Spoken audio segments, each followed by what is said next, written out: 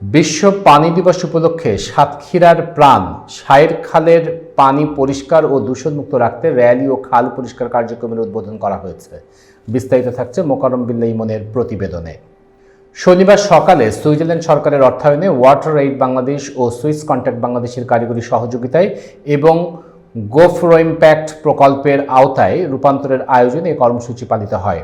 পাকাপোল মোড় থেকে শুরু হয়ে গার্লস স্কুল ব্রিজে শেষ হওয়ার র্যালি শেষে সাতক্ষীরা সদর উপজেলা নির্বাহী কর্মকর্তা সোহাইব আহমেদ খাল পরিষ্কার কার্যক্রমের উদ্বোধন করেন।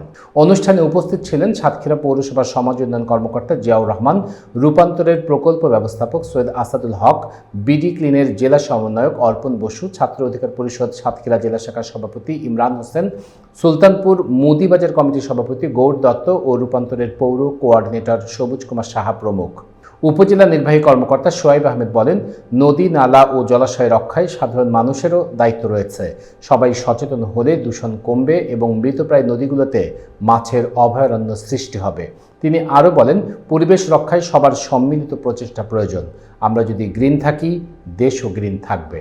আমরা তাই ধারাবাহিকতায় আজকে বিডি ক্লিন সাতক্ষীরা জেলা শাখার পক্ষ থেকে এবং সাতক্ষীরার সকল স্বেচ্ছাসেবী দায়িত্বশীলদেরকে নিয়ে আমরা আজকে একটা পরিচ্ছন্নমূলক একটা কর্মসূচিতে আমরা অংশগ্রহণ করেছি।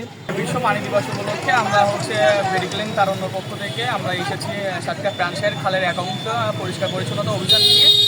আজকের আমাদের এই প্রোগ্রামটার শুভ উদ্বোধন করে সাতক্ষীরার ইউনো স্যার, আমাদের ইউনো মহোদয় স্যার, এবং আমরা এসেছি আমাদের প্রাণশায়ের খালের অবস্থান আপনারা দেখতে পাচ্ছেন। আমাদের মাঝবর্তী যে আমাদের প্রাণশায়ের খালে এবং প্রাণশায়ের খালের পরিবেশটা অনেকটা নোংরা এবং আমরা যে ডাস্টবিন ব্যবস্থাপনাটা নাই সাতক্ষীরা শহরে, এই ডাস্টবিন ব্যবস্থাপনাটা না থাকার কারণে আজকের এই মূলত আমাদের খালের পরিবেশটা এই অবস্থা। এবং আমরা